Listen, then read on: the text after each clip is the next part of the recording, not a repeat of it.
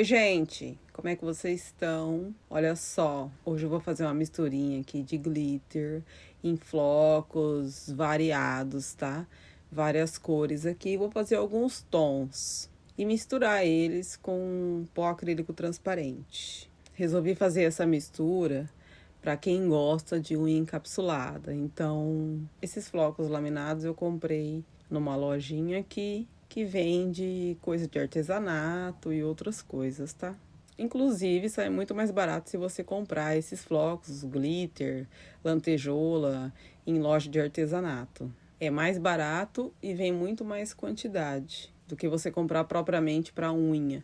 É a mesma coisa, só que lá tá escrito, é um negocinho pra unha. E aí vem um potinho pequenininho, assim, né, miniatura. Com essa mistura a gente vai deixar a unha parecendo uma joia, certinho. Vamos deixar a unha preciosa. Eu vou usar uma variedade de glitter e flocos de glitter, várias coisas aqui, tá? E aí você usa o que você tiver aí, o que der pra misturar. Então eu vou fazer de uma cor que eu escolher mais dourado. Todas as cores eu vou misturar com dourado.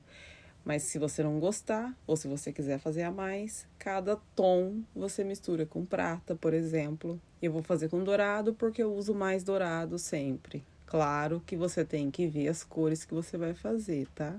Pra não ficar muito estranho. E mais uma coisa, eu não costumo perturbar a mente de ninguém falando curta esse vídeo, compartilha. Nada, nunca falo nada, mas se você quiser ajudar, é só curtir, compartilhar, beleza? Mas só curta e compartilhe se você realmente gostou.